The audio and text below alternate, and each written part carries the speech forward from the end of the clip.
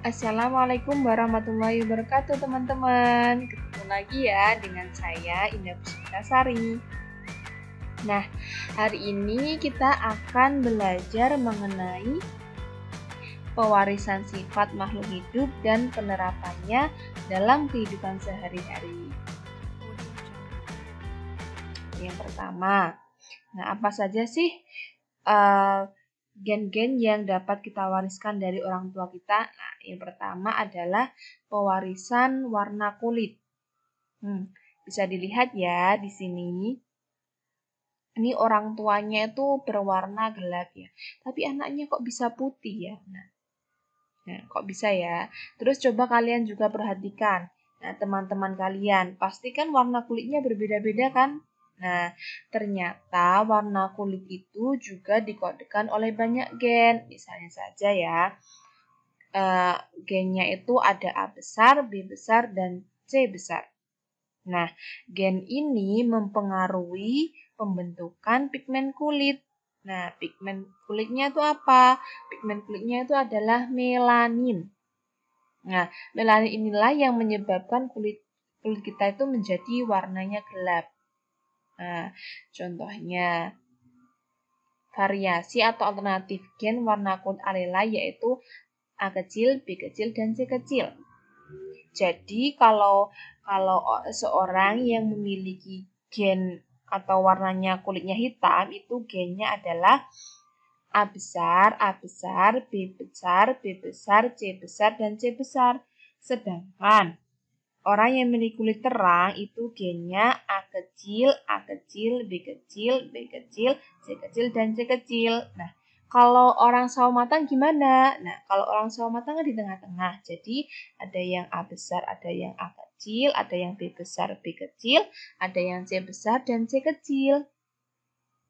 Selain dari gen, ternyata faktor lingkungan serta paparan sinar matahari juga berpengaruh pada fenotip warna kulit. Jadi nggak harus melulu tentang gen ya. Nah, coba kalian perhatikan gambar ini. Nah, ini kan ada anak yang putih banget. Dari ujung rambut sampai ujung kaki itu putih banget. Sedangkan di sampingnya itu ada anak yang normal. Nah, seorang yang mengalami ini, berwarna putih ini dinamakan dengan albino, yaitu kelainan yang disebabkan tidak adanya zat warna atau pigmen yang disebut zat melanin. Nah, biasanya orang albino ini dia itu ada fotofobia, yaitu takut cahaya. Nah, karena kalau dia kena cahaya itu kan tidak ada melanin yang melindungi dia. Jadi dia tuh rentan terkena kanker kulit. Dia nggak betah kalau ada di bawah sinar matahari secara langsung, secara lama-lama. Nah, gen penyebab albino bersifat resesif atau gen A kecil. Ya, orang yang mengalami kelainan ini memiliki kode gennya itu A kecil, sedangkan orang yang normal itu A besar dan A besar. Jadi kalau ada gennya A besar dan A kecil itu termasuk orang-orang yang memiliki karier atau sifat pembawa dan bisa diturunkan ya. Nah, yang kedua adalah pewarisan tipe perlekatan cuping telinga. Nah, jadi kan ini ada yang cuping telinganya berpisah, ada yang cuping telinganya melekat. Nah, kalau cuping telinganya yang terpisah, itu gennya G besar. Sedangkan orang yang memiliki cuping telinganya terpisah ya.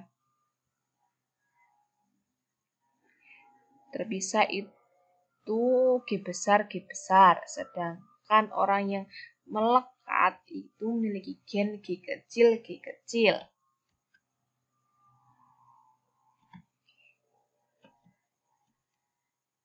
Nah, yang ketiga adalah pewarisan bentuk rambut. Nah, ternyata bentuk rambut itu juga dikodekan oleh gen loh. Nah, itu contohnya bentuk rambut dengan keriting ini dikodekan dengan gen C besar. Sedangkan orang yang berrambut lurus itu dinamakan dengan gen S.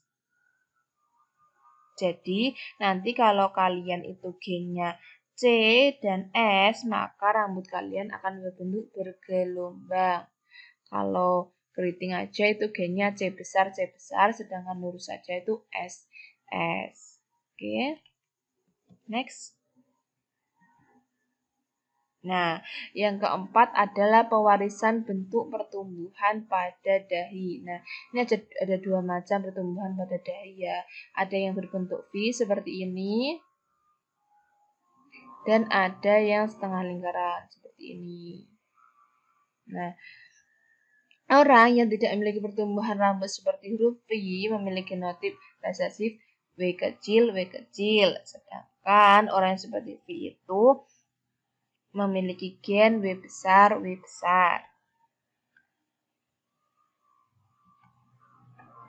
Nah, yang kelima adalah pewarisan kelainan buta warna. Jadi nanti kalau induknya buta warna, anaknya pun juga bisa buta warna. Nah, buta warna itu apa sih? Buta warna adalah kelainan seseorang yang tidak dapat membedakan beberapa warna. Contohnya antara merah, biru, oranye. Nah, terus kemudian buta warna ini diakibatkan oleh gen kromosom pada X. Nah, kalau perempuan yang menderita buta warna itu gennya XCB. Nah, karena kalau perempuan itu gennya X dan X, sedangkan kalau laki-laki itu X dan Y. Ya, diingat-ingat perempuan itu XX, sedangkan laki-laki itu XY. Nah, kalau salah satunya saja yang mengandung buta warna, maka atau biasa disebut dengan karier, maka gennya itu XCBX. Hanya salah satu karier dia, jadi bisa membawa, bisa menurunkan. Kalau laki-laki itu jadinya XCBY karena laki-laki X dan Y. Ini adalah contoh dari tes buta warna.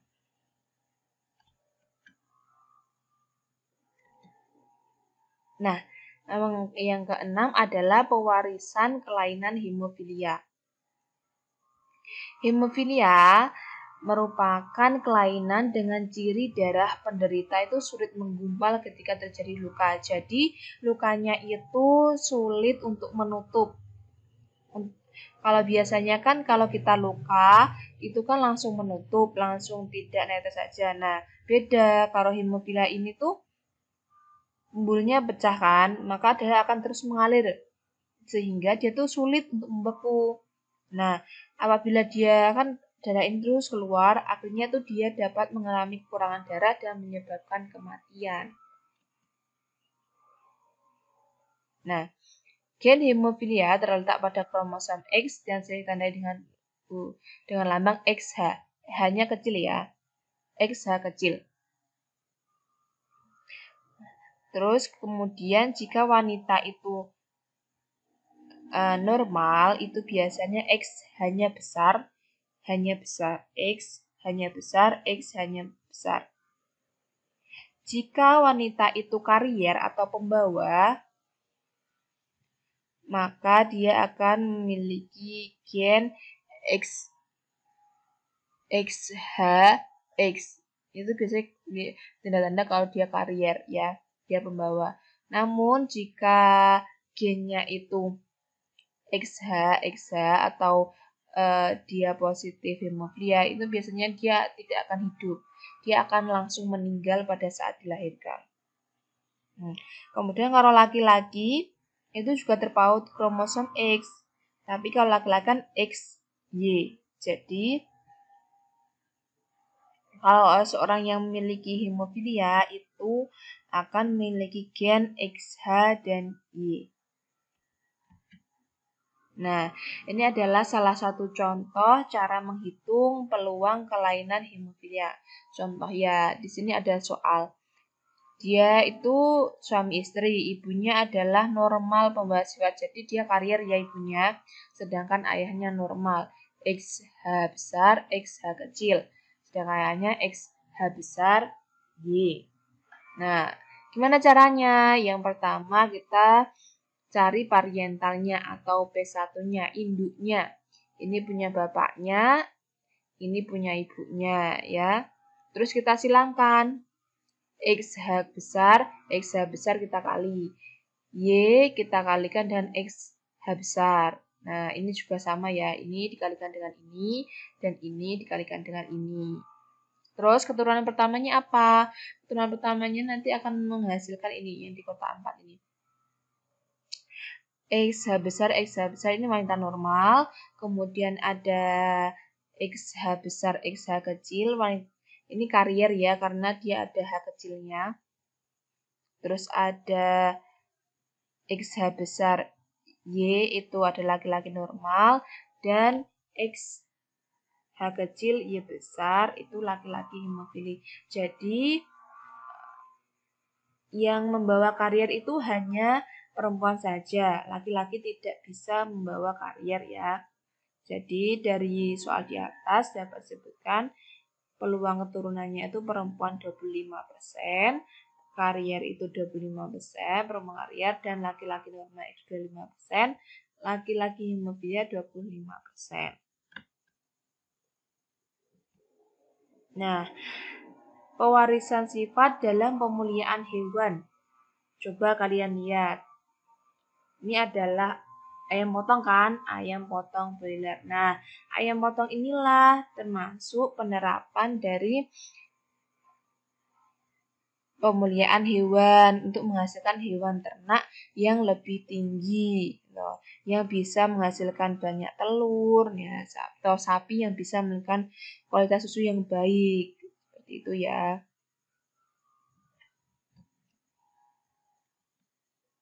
Nah, terakhir adalah pewarisan sifat dalam pemuliaan tanaman. Nah, ternyata dari zaman dahulu itu kita sudah memanfaatkan genetika ya, yaitu dalam bidang pembuatan bibit unggul dengan varietas hibrida. Nah, kenapa kita menggunakan varietas hibrida? Karena dia akan menghasilkan 30% lebih banyak padi. Ya, padinya itu kalau padi hibrida itu lebih banyak. Terus kemudian lebih tahan lama, lebih bulan, lebih wangi, cepat panen juga. Contohnya itu, ini varietas hibrida ya, padi hibrida. Kemudian ada itu jagung. Nah, ini contoh-contoh jenis dari varietas hibrida dari jagung.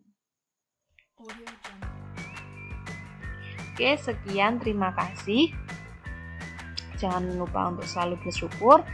Kurang lebihnya mohon maaf. Apabila ada yang ditanyakan silakan tanyakan di forum atau bisa di pribadi. Sekian untuk pembelajaran hari ini. Semoga bermanfaat. Assalamualaikum warahmatullahi wabarakatuh.